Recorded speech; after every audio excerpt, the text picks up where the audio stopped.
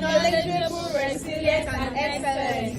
I am a fountain of value and an ardent problem solver. I am a voracious learner, so nothing is difficult for me to master. I am a doer with a genius intellect. I am a CyberGirl! Who are we? Who are we? Who are we? Long live CyberSafe Foundation! Long live CyberGirls! Good morning, my time, and welcome everyone to yet another very interesting, would I call it episode or edition of A Day in the Life? And I'm privileged and honored to be your host for today. My name is Confidence Stately, and before I, introduce our very, very esteemed guest, and get to meet her. I want to make mention that this event is hosted by CyberSafe Foundation, and CyberSafe Foundation is one of Africa's leading non-governmental organizations in the digital development domain on a mission to facilitate pockets of changes that ensure inclusive and safe digital access in Africa. And we do this through a number of our initiatives. One of our initiatives is CyberGirls Fellowship. And what we're doing with CyberGirls Fellowship is we're equipping girls in underserved communities across Africa with globally sought after cybersecurity skills. We're doing this through mentorship, intensive training, and placement. And today we are joined by these amazing girls across 6 states in Nigeria. Right now we have represented girls from Cross River, Oyo, Kogi, and Adamawa State. And A Day in the Life series literally is giving them a peek into different career paths that we are going to be offering them learning in, so that they can make informed choices about what they want to do for the rest of the fellowship, and of course their careers, where they want to start off from. And today we are having a day in the life of a web application tester with Judy Ngure. So without further ado, I am going to make welcome Judy Ngure. Judy is known to us, known to the InfoSec community as an amazing bug bounty hunter. But far past that, she does a lot more on her day-to-day work with her expertise as a web application tester. And please, in CyberSafe and CyberGirls, a joy, can we make welcome Judy Ngure? Amazing. Good. Hi. Hi. Yeah, hi, Judy. Judy saying hi. Hi. And our girls in Oyo can really relate with you because, at some point you coached them for a bit. So, yeah, they really miss you. Do you want to say something in Oyo? Me? Yeah, no, Oyo girls want to say something. Oh, okay. Yeah. Oh, they're shy. They're not shy. Okay, great. So we really have a very short time, but I'm going to be, sharing a lot of the questions they have been sharing with us, and we're going to see how we're going to make good use of this time that we have speaking together. So my first question is, tell us about your career journey to becoming a web application tester. Did you choose this career or did it choose you? Wow, thank you so much, Confidence. This is such an amazing opportunity to be here, first of all. And I'm really, really happy with what you're doing with the CyberGirls. I'm an advocate for women in cybersecurity, so, mazel tov. This is amazing. So let's say, Thank you. Yes, I did choose the career in web security. That's because when I started out in the tech field, I did my computer science. I started as a web developer, and from web development, I was trying to look for something new, something a bit more challenging. And, that's why I transitioned into web security. It was a bit easier or a bit more dynamic for me. It made more sense to just transition into web security. Yeah. Because I always wanted to. Yeah, that's interesting. I always wanted to do a security. I just didn't know which one, because there's so many fields. And, I was a dev in creating web assets, and then I was like, ooh, okay, now web security, that makes much more sense. Awesome. So you came from a web application development background. Yes, I did. That's a very great switch. That's a very great switch. I'm saying that because some of our girls here have web application, some sort of skills around that as well. I know Yeah. one or two of our girls, is coming from that background. So it's interesting to see that switch worked for you. So my next Yeah. question is, who is a web application tester? I want you to specifically touch on the difference between a web application tester and a bug bounty hunter.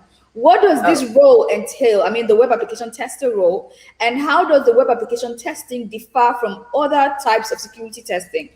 I know that question is very complicated, but maybe I'll put it up on the screen. But the last bit of that question is tell us your day-to-day task as well. okay. So where do I start? The difference between a web application tester and a bug bounty. Should I Uh-huh. start with that? Yeah. Yes. All right. So, well, first things is in bug bounty, you're paid for every bug. In web application security, you're paid for the whole report, all the 150 bugs that you have. Yeah, so that's one of the major difference. The methodologies are usually pretty much very, very similar. I'd say at least 98%. The way you go about looking for vulnerabilities in, when you're doing a bug bounty is the same way you go about doing the same for, a web application. Then, in the life of a web application tester, I'm more familiar with the applications that I deal with every day. The companies that I work for, it's the same apps. If it's something new, it's they kind of tend to be on a similar business logic. But then when you do bug bounty, you were testing a fintech company. The next time you're testing a health application. The next time you're testing something very, very different, which have different programming languages, which have different business logic, because it's a different business altogether, and different infrastructure.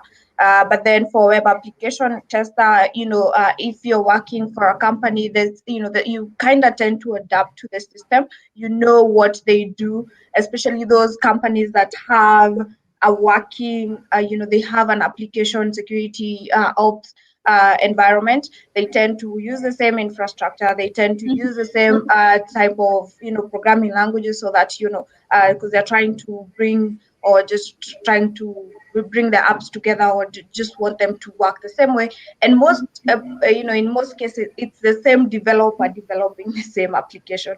So you tend to actually know where they go wrong. So, like there was this point where the developer used to save their credentials on a dot, and on a document that was not usable on the application. So you used to have that one doc, saved it the same way. So every time I test his app, even if it's a new app, I'll still find the same I still find the same document, named the same way, with the same extension, and Oh my. with the same things. Yeah, like you'd save his credentials there, he'd save his API endpoints. So I was like, dude, this is very, very, very bad. Yeah. But then in bug bounty, you see, it's very different, because you will not probably find the same thing. The same, even if it's the same developer, you probably don't even know, because they don't disclose information. I get that. So I'm going to say it's the way we say it in the streets in Nigeria. It's like you're going to literally look at the code and say, customer dadani. Like, I know these guys. I know this customer already. I know how it moves. And that is what a web application tester job is like. You sort of are familiar with how things are done, the structure and things. But bug bounce is exciting. You get novel, new challenges every single time, Ooh, I like that. It's Yeah. crazy. Like Yeah. bug bounty hunters, most bug bounty hunters are bug bounty hunters because they're looking for challenges. So probably this time they will test a fintech company. The next time they will go like a whole 360 to something totally different. And like, last time I did this, I know how this works. This is the business logic for fintech. Let me try something so different, because they're looking for that excitement. That's Bug bounty, adventurous. yeah. Yeah, that's adventurous, and it's very, very fun to hear that. But I'm staying more so much on this question, but I'm just going to ask that. Can you sort of do two of them? I'm asking. Yeah. Yeah, You I can do. do two of them. Aha. Okay. Like for me, even my job, I don't work, just for one company. I have companies that I consult for. So, and some of them are worlds apart. So, even in my everyday job, as much as, I'll use the same methodology to test application, it's different business logic from my 9 to 5. I have companies that I test for that are very different. Others are like, we want this in 2 hours, do it now. And you're like, okay. And then, the thing with this is that you're not competing with, somebody to get bugs.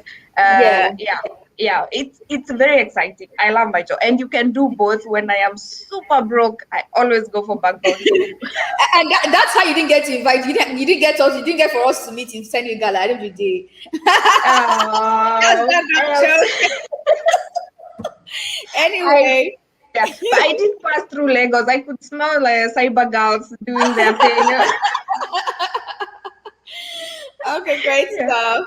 So my next question, before we stay, we're not going to keep gisting the whole time if we keep at this. But what is the process of performing web application testing? Walk us through, and share about maybe any standard steps, processes, methodologies, approaches, or frameworks that you follow. Yeah. Okay, so it depends. Now, as I said, for me, is I have the companies that I'm always on retainers for. So for those, I have developed pipelines, CI/CD pipelines that there is automated testing. But don't tell them. So then there is this job that I do. A client wants an application tested before they go live. So this one is a different methodology. So I'm going to talk about that and then talk about this one. I don't know if you have time, but I'm going to try and rush it. So what does the client give you? Before you sign the NDAs, before you sign the contract agreement, after you sign, not before. The first thing they give you, the only thing most of them give is a URL. So it could be from an internal, or it's accessible. It's the one that's live, which I always say, let's try this on a testing environment. If it's live, you're limited because you can't bring it down. You're gonna bring down the business. You can't be doing brute force attacks on a live application. That's why you tell them I'll prefer this on a testing environment. If it's on a testing environment, the first thing you do, you always try to do your recon, find as much information as you can about the application, try find out what is running, try find out what programming languages they've used, any third-party applications any third-party processes running, any third parties JavaScript they've brought in, libraries. This is the information you're collecting. So with then find out what the languages. I think I said that what language they've built the application on, because that's very, very essential for your testing methodology. And then try to understand the logic of the application. And when this is very critical, what this means is just take the application, just try to use it as a normal user. Just click here, send a request as a normal user, see how how the APIs are called, see where the information is being sent, see how the information is being sent, and try something funny, like, I don't know, an XSS, a payload, just, harmless. So try as a normal user, try as an abnormal user. And abnormal user means, try as a hacker, just try funny request here and there, see how the application behaves. With this is information you're collecting. You haven't done, this is just very passive information gathering. When you have this, if you know the libraries they're running, you can always go back, trace back and see if they have CVs published, they have any vulnerabilities they're running. This will actually tell you, they've used, and I think with the OWASP top 10, I think one of the vulnerabilities using third-party, applications that have known, vulnerabilities. And this is very critical, So you can use that as an entry point. So what you're trying to do is trying to find an entry point into the application. So you can find it through the third party, you can find it through the infrastructure, you can find it through the language they're using, and you can always find it through, the business logic as well. So those are how I group my my Excel sheet. I'm looking for business logic libraries. I'm looking for third parties, and if I find an entry point on each, if it's a third party, I'll probably go back to the web and find this. If it's a CV published, and try to exploit it that way. with the business logic, I'll just try to interact with the application as a normal user and an abnormal user and see what changes when I am, try to send an XSS script, and when I try to use my normal name, or when I try to, include just a comma on my name. See what happens. Some of this business logic, and then so that's a testing method. So after that, you know what to do. You know where the entry points are. Then I'll try to exploit. So if you're doing a VA, that's a vulnerability assessment. You probably don't need to exploit. But if the company says I need a VAPT, which should be more expensive, you need to do the end-to-end exploit. You will, you will show them which ones were not exploitable, and you need to show them which ones were exploitable. Yeah, those are some VA. Yeah. That's excellent. So that still follows the MITRE attack framework, for example. It still follows the kill chain, for example. So I heard you speak, and I want to narrow it down to those frameworks, because we need to understand that there are many parts of InfoSec here, but there are underlying principles that just about apply to everything. So great. So my next question is, as someone who, in this context, is a cyber girl, who is just about to start their career in information security, specifically cybersecurity, how would I know if web application testing career path is a great fit for me? One, you gotta wanna make a lot of money.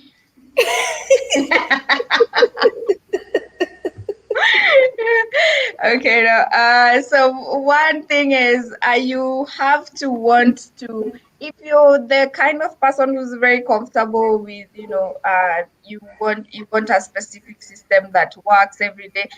I don't know if web is for you, because web is very dynamic. There are new programming languages coming in, there are new libraries, there's so many new things being brought up, new CVs, new vulnerabilities being published every day. So if you're the kind of person who is always chasing something new, web is for you. You're gonna make a killing. You need to go join the web application area. It's so good when you always are chasing something, when you're always excited about new things. The first thing I do in the morning, this is not a lie, is check for new CVEs. I want to see new vulnerabilities that have been published, and then try and see if the clients I maintain for I can try and fix, or just keep them ahead of the game. And it's always very exciting for me before I go to social media. Yeah. Okay, before we go any further, you've mentioned CVs a couple of times. A lot of them want to know what CVs mean, I'm sure. Tell them. Okay, so this is a platform that publishes new vulnerabilities, new exploits, new 0 days. That they're very updated. They're very fast to publish the new vulnerabilities found in anything. Even if it's a 0 day, if there's a new vulnerability on PHP 7. That's where you go and find it. There's a new vulnerability on a library, a new JavaScript library. That's where you find it. So the CV I think, is an international standard, because if everyone is publishing these vulnerabilities, the CV is like a trademark that shows you these vulnerabilities, what time it was found, how to exploit it. It's a very good website to be in, and I think it's cv.com. Yes. Yeah. Okay, so I'm going to jump right into the next question. What is the most challenging and intriguing project that you've had an experience in your career and as a web application tester? So just share, what your most challenging or intriguing experience has been, and what did you learn? The most challenging? I wouldn't say challenging, I'd say exciting. Okay. The most exciting project for me, it was exciting because half the time I did not know what I was doing. Okay. It was really, really complex. It was for a fintech company. It's money involved. There was, there was core banking systems involved. There was old languages trying to interact with new languages, so many APIs, man. This was mind blowing. I think I spent a month on it. Oh, wow. Yeah, just on this. Like, I just wanted, I couldn't even understand the business logic that fast. It was very, very exciting. I can't tell you the name of the company, of course, but it was for a fintech company, because there was so much going into one. You see, the way we are trying to digitize and make everything accessible on a mobile phone, or on the web. So the business was trying to do that, but then they were running very old technologies in the background that I had not even learned about. Yeah. So just trying, it's just so much mess. But there were so many vulnerabilities. Oh Damn, if wow. this was a bug bounty, hey. That makes so much money. Oh wow, that's I would have amazing. I would have flown into Lagos before I go to Senegal if this was a bug bounty. I know they said, you know what, confidence, I can stop over your backyard. Just come join us in the plane. Let's go party. But I yeah, know. but yeah, I understand. Great stuff. So my next question is this: what are the key skills required to break into your field and excel? And are there job opportunities? I'm sure I'm asking the question for a lot of people. Okay, so oh, wow, those are how many questions? Three questions, right? Two questions. Okay, the skills and if there are job opportunities, right? Yeah. Okay, I don't know if this has played a big part in my career. I used to be a dev, so for me, understanding languages is a key, because especially if you're trying to do some source code analysis. There are tools for this that make it easier, but then at the end of the day, you still need to understand, how a PHP, how variables work, how JavaScript works. It's good to understand this. You might not be able to write the whole code, you might not be able to write a whole web application, but it's good to understand how the languages work, what exactly this means, because you could be looking at a vulnerability but you don't actually know it is an actual vulnerability, and that's how let me exploit this. So understand languages, and then understand what web application itself. I'm not saying the layers and all this. No, understand web application. Understand the entry points of a web application. So the web application works like this. The HTMLs are translated by the browser. Then this part of it translated to the server. You need to understand the life cycle of a web application for you to be able to know. They know this, I'm sure. Yeah, They and know then this because they're currently learning. Yeah. yeah. And Yeah. then no, when you're in web application, you're looking for entry points. You're at a disadvantage than a hacker, because a hacker just needs to find one entry point. You need to find all of them. Yeah. So you need to know, you need to pinpoint that, and Excel plays a big part in this. You need to understand the business application, how it works.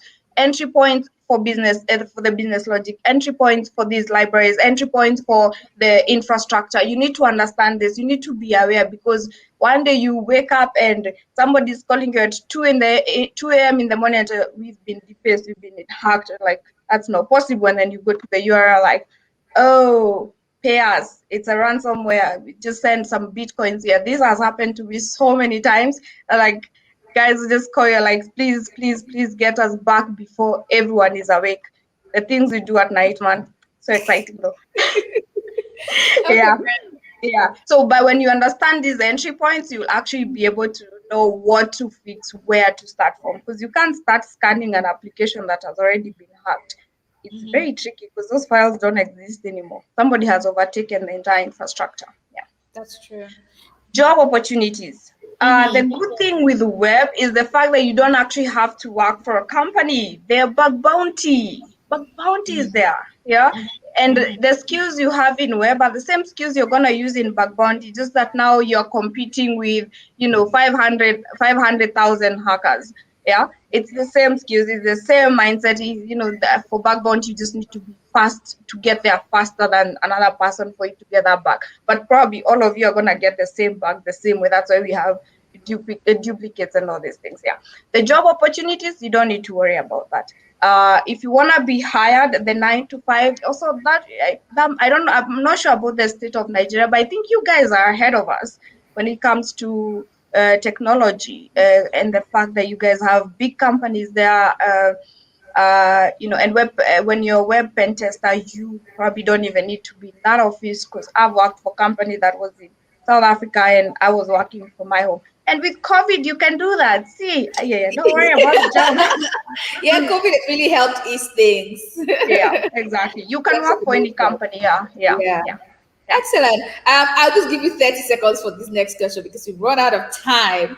But Okay. if someone here was to start out in the role as a web application tester, what other InfoSec roles and paths can they pivot to in the next few years?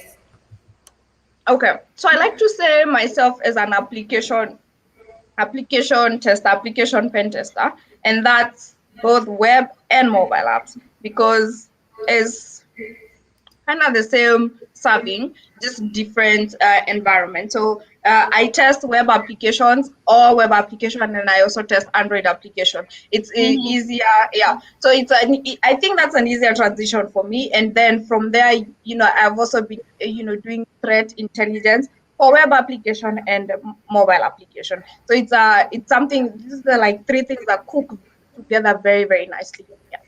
Oh, very cool stuff there. And I just want to ask, as you mentioned that, are there, expectations you had for this career path that you found different from, you found in your head that you found out was different from reality, in both the good and maybe bad ways? If you can share, one. Yeah, I thought I'd sleep more. At least.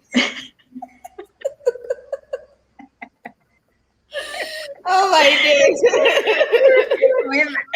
with applications being defaced in the middle of the night, people call you for weird things, man. Weird things. That was but you get to sleep the following day, so it's okay. Yeah. Expectations. I knew I wanted something dynamic, something always changing, because I don't like a comfort zone. So I think that was already accomplished. I signed up for something I didn't know how much dynamic it was, and I think this is the reason why I still stayed it.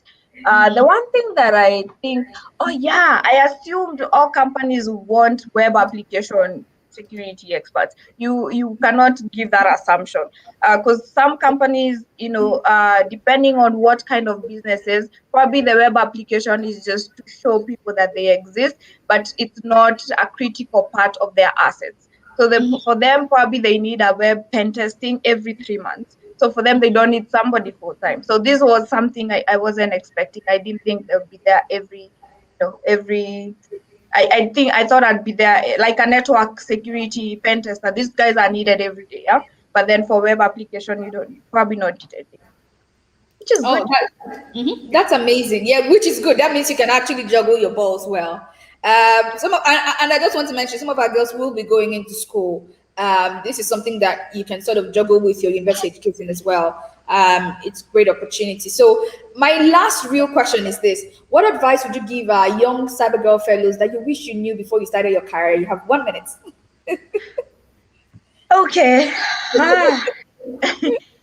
Starting out in cybersecurity is a bit overwhelming, because there's so much information overflow, and then there's so many fields that seemed exciting every day. So the best advice I'd give you is pick an area, get on Twitter, get on YouTube, get on CyberGirl, and just dig in. Do not be afraid to not sleep. Dig in. Trust me, it pays at the end of the day. If you're skilled in this area, people appreciate the skills, not the years of experience. I don't know what. They appreciate the skills that you can bring to the table. So just pick an area, get really into it. Let people know that you're good at this, and you will not sleep hungry for the rest of your life. Oh, that's an amazing, reassuring statement. Okay, great. So my last question is not a question; it's just something we do for fun here. It's an unconventional question. What motivates you to do what you do? Before I answer that, I need to apologize for the fact that I didn't do the CyberGirls classes. I contracted COVID and I had to stay at home. Yeah, so I am very, very sorry about that. But then, now to answer your question, what motivates me apart from the money? But I get to do I get to do things that I love. I get to do every day is a new experience. I think I've mentioned this, like web is very dynamic. Every day is a new experience. And the fact that web security is not going anywhere. And I think the more we are in the industry, the more you realize the bigger it gets, and you're like, okay, so I need to probably change my job after 2 years and ask for double the pay. Okay, I seem to be really motivated with money. It's not about motivation, please. Yeah, but I'd say the one thing that keeps me really excited about web is the fact that every day is a new experience. I wake up and there are new things to do, new ways to do these things, and the fact that this is an area I told somebody yesterday, web security is my first love, my husband, and my mistress. Oh my. Yeah. That's very interesting. We've run out of time. We have another session with the cloud professional happening just about now. We're already 5 minutes late, but I just want to say thank you so much for making out time to be with us and to share this much. There is one question we cannot take, but I will share that question with you virtually, and I will pass on the answer to the girls. Thank you so much for your time, and thank you to everyone who has joined us on LinkedIn, on YouTube. I want to say thank you to all of you, and thank you so much, girls. I'm sure you had so much fun. So let's give. What do we do with this? Yeah, the thumbs in the air. Thank you so much, Judy. That's for you. All right, Bye, girls. So we're rounding off now. Thank you so much. Bye.